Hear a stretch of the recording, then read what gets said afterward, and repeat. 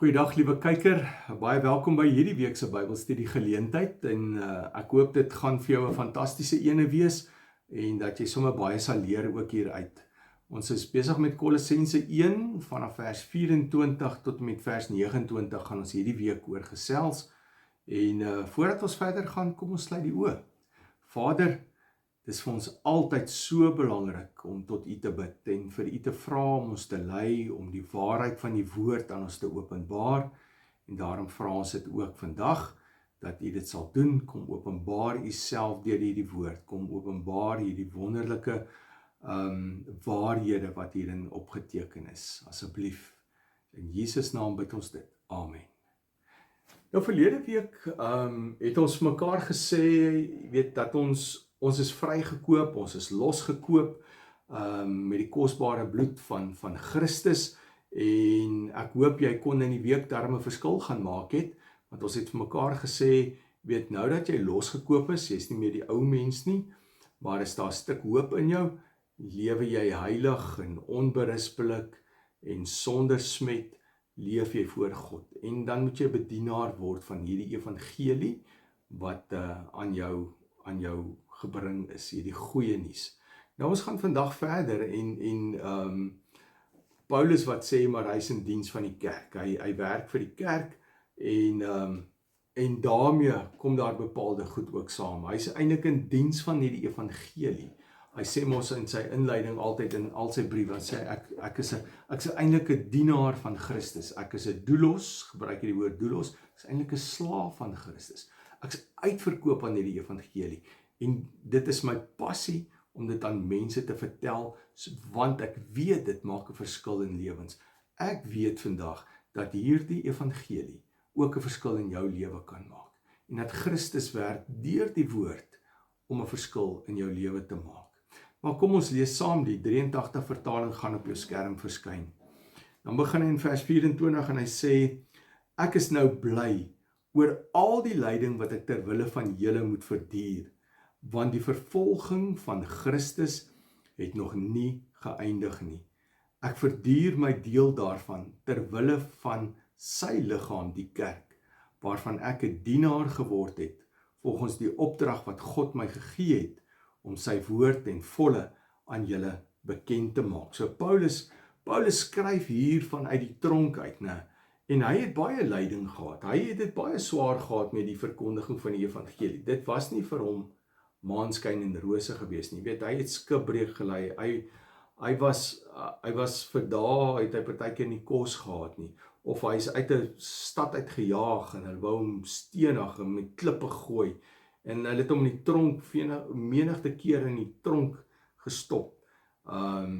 So hy het dit nie maklik gehad nie, maar ten spyte van die moeilike omstandighede het hy steeds hierdie brandende begeerte in hom om die evangelie te verkondig, want hy glo daarin, dit het 'n verskil in sy lewe gemaak, daarom glo hy, deur dit te verkondig, kan dit 'n verskil in ander se lewens maak ook, en daarom sê hy ook, jy weet, ek is bly oor al hierdie lyding, wel, dit is alles die moeite werd, al hierdie lyding wat ek moet verduur, ter wille van die evangelie, ter wille van Christus, en hy sê dan ook, dat die vervolging nie klaar is nie, dit gaan nog steeds aan, vervolging gaan nog steeds aan in my en jou dag, deurdat mense, het sy jou anders te hanteer, omdat jy 'n Christen is, mense wil glad nie meer hoor wat jy te sê het, as jy wil oor die evangelie wil praat nie, mense wat jou een kant toe skuif, dalk nie meer deel maak van 'n vriendegroep nie, alles as gevolg van Christus. So dis die lyding wat ons moet verduur, omdat ons vir Christus kies. Want onthou die woord sê, en ons het al 'n paar keer daaroor gepraat, die woord sê, jy is nie 'n vriend van hierdie wêreld nie. So omdat jy nie 'n vriend van die wêreld is nie, is die wêreld jou vyand. En daarom gaan die wêreld sy rug op jou keer, en hy gaan dit vir jou moeilik maak. En hy het dit vir Paulus moeilik gemaak. Hy sal dit vir jou moeilik maak as jy die evangelie, as jy 'n dienaar word van hierdie evangelie. En ons het verlede week eintlik gesê, dis wat ons moet doen, né? Ons moet dienaars word van hierdie evangelie, hierdie opdrag om die woord in sy volheid te kan bedien. Menende, jy weet, die woord wat genesing bring, die woord wat vryheid bring en vryspraak bring. Ons moet al hierdie goed vir die mense vertel, ons moet dit uitleef, en dit alles ter wille van Christus en vir sy kerk. Dan gaan hy aan daar in vers 26, gaan sê hy, die geheimenis. Die geheimenis wat eeue en geslagte lank verborge was, hierdie vryspraak in Christus, né? Dit wat hy nou verkondig, hy sê dis 'n geheim wat ek nou oopbreek en vir julle vertel.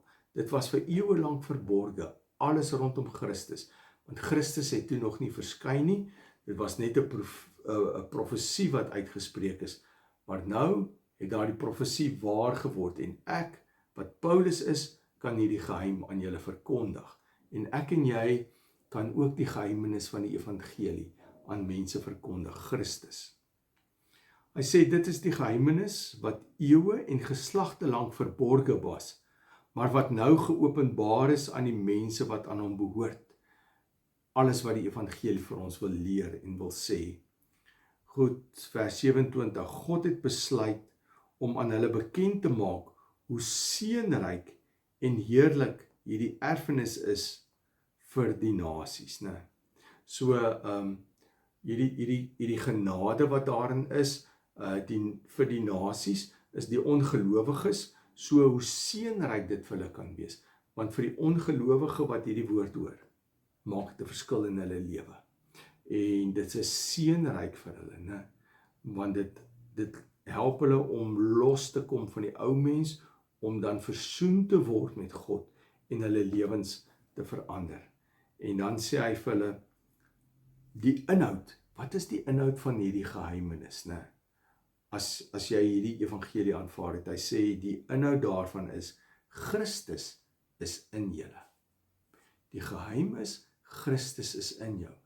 Onthou jy wat skryf Paulus in 2 Korintiërs 5 daar by, of 2 Korintiërs 4 daar by vers 7, dan sê hy, ons is so 'n kleipot wat maklik breek, maar binne in ons is hierdie skat, né? En dis hierdie geheimenis. Dis Christus wat in jou is, wat in jou woon. En hoe woon hy in jou? Deur middel van die Heilige Gees wat in jou is. En dan sê hy hier, Christus is julle hoop op die heerlikheid. Christus is jou hoop om in die hemel te kom, want jy is aan hom verbonde, maar hy is jou hoop op die heerlikheid om ook anders te lewe, want hy is in jou. Hy het jou lewe kom verander. En nou is die vraag, maar hoe lewe Christus in my en in jou? Deur middel van die Heilige Gees. Met die uitstorting van die Heilige Gees, kon die Heilige Gees op alle gelowiges kom, en as ek tot geloof kom, dan kom woon die Heilige Gees binne in my. Ek weet nie presies waar nie, maar hy woon binne in my, en hy rig en lei my in die volle waarheid, hy maak Jesus se woorde aan my bekend, hy begelei my deur hierdie lewe, en hy maak alles die moeite werd. Hy bemagtig my om die evangelie te verkondig, so hy laat my ook besef, soos vers 27 sê, hoe seënryk en heerlik hierdie geheimenis is vir die nasies, né? En hoe wonderlik Christus is. Maar wat vat ons? Christus is in jou. Hy's in jou. Deur die Heilige Gees is Christus in jou en maak hy 'n verskil in jou lewe. En dan sê hy in vers 28, hom, dis nou Christus, verkondig ons. Ons praat oor hom, ons leef hom, want hy's in ons, hy het ons lewe kom verander. So hom verkondig ons, deurdat ons alle mense met alle moontlike wysheid onderrig en leer. Hy sê, ek kies nie net sekere mense nie, dis vir alle mense, almal wat oor my pad kom. Ek onderrig hulle, ek leer hulle met wysheid, onderrig en leer ek hulle. Hoekom? Sodat ons elke mens tot geestelike volwassenheid in Christus kan bring, dat jy sal opgroei in Christus. En dis hoekom ek jou dit leer, dis hoekom jy na hierdie Bybelstudie luister ook, onder andere, om tot geestelike volwassenheid te kom in Christus, menende ons groei al hoe meer in Christus, om al hoe meer gevorm te word na sy beeld. En hy sê vir ons, in vers 29. Hy sê, daarvoor span ek my ook in. So ek strewe daarna, met my hele wese doen ek dit. My gedagtes, alles is daarop gerig, om mense tot volwassenheid te berei, te lei, dat mense sal besef, Christus is in jou. Goed, ek span my ook in, en ek beywer my, om met die krag wat hy gee, wat kragtig in my werk, en ek beywer my met daardie krag. Kyk wat sê hy mooi, ek beywer my, so ek span my in, met die krag wat hy gee. Daarin sê hy, jy doen dit uit eie krag uit nie. Want onthou, Paulus skryf in Korintiërs, dat die bediening van versoening, die bediening van Jesus Christus, dat hy God en mens kom versoen het, die hele kruisdood verhaal, die opstandingsverhaal, hy sê, daai hele verhaal is aan my en jou toevertrou. God sê, hierdie verhaal wat mense kan vrymaak, gee ek vir jou. En deur middel van hierdie verhaal, word mense vry. Maar ek vertrou dit aan jou toe. Dis die bediening van versoening. Dis hoekom Paulus sê, ek span my in, met die krag wat hy gee. Ons kan nie uit eie krag uit, maar dan gaan ons moeg raak. En ons moet luister na wat God sê, en hy sal ons begelei. Hy gee vir ons die krag, hy gee vir ons daardie opstandingskrag van Christus. Hy sê, daardie krag werk kragdadig in my. So wanneer hy van jou vra om die evangelie te gaan versprei, dan sê hy, goed, daardie krag werk kragdadig in jou, en ek gaan jou help om dit wel te kan doen. En Paulus sê, ek dra hierdie las. Dis hoe hy begin het in vers 24. Ek dra hierdie las. Dit is nie vir my lekker nie, maar ek dra dit terwille van die evangelie, terwille van dit wat ek weet die evangelie gaan doen. So wat vra dit van my en jou?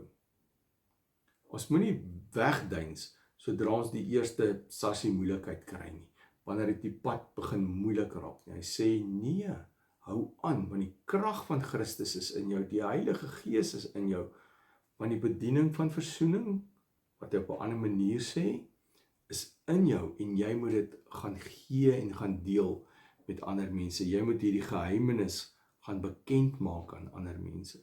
Het sy deur woord, het sy deur daad, moet jy dit doen. En daarvoor het God se krag in jou kom woon. Deur sy krag, nie deur jou eie krag nie. Dis baie belangrik. En mag jy ervaar dat wanneer jy dit doen, dat die Here jou help en dat hy jou krag gee, sodat jy 'n verskil in die lewe kan maak. Sodat jy 'n verskil in ongelowiges se lewe kan maak. Hy het dit aan jou toevertrou. Dis kosbaar vir hom. Dit het Jesus se lewe gekos, hierdie evangelie, hierdie geheimenis. Hy sê vir jou, daarso is dit. Ek gee dit vir jou, gaan gee dit vir ander mense. Vertel dit vir hulle. Gaan kyk gerus ook weer na die Bybelstudie hierna en leer daaruit. Laat dit jou verdiep, deurdat jy oor daardie vrae nadink. En kom ons sluit die oë en bid ons saam. Vader, uit U en deur U en tot U is alle dinge. Aan U behoort die heerlikheid. Ja, Here, tot in alle ewigheid. En dankie dat U die geheimenis ook met ons kom deel het. Dankie dat ons daardie geheimenis ook met ander kan deel. Maar nie uit eie krag uit nie, nie uit eie wysheid uit nie, maar dat U vir ons krag gee. En deur U krag deel ons die evangelie, wat mense vrykoop, wat mense weer in harmonie bring met U. Dankie vir daardie voorreg. En Vader, as die pad moeilik raak, help ons, dra ons asseblief, maar laat ons net aanhou om hierdie evangelie te versprei. My gebed is vir elkeen wat luister, dat U Heilige Gees in elkeen se hart sal werk, sodat die evangelie sal groei in hulle lewens, maar dat hulle ook die brandende begeerte sal kry, om U te versprei soos 'n aangename geur. In Jesus naam bid ons dit. Amen. My gebed is dat jy 'n geseënde week sal hê en onthou, jy moet uitgaan en 'n verskil gaan maak. Hierdie geheimenis met mense gaan deel. Nie uit eie krag uit nie, maar met die krag van Christus. Seën vir jou week, gaan maak 'n verskil. En as die Here wil, begin ons volgende week met hoofstuk 2. Groete.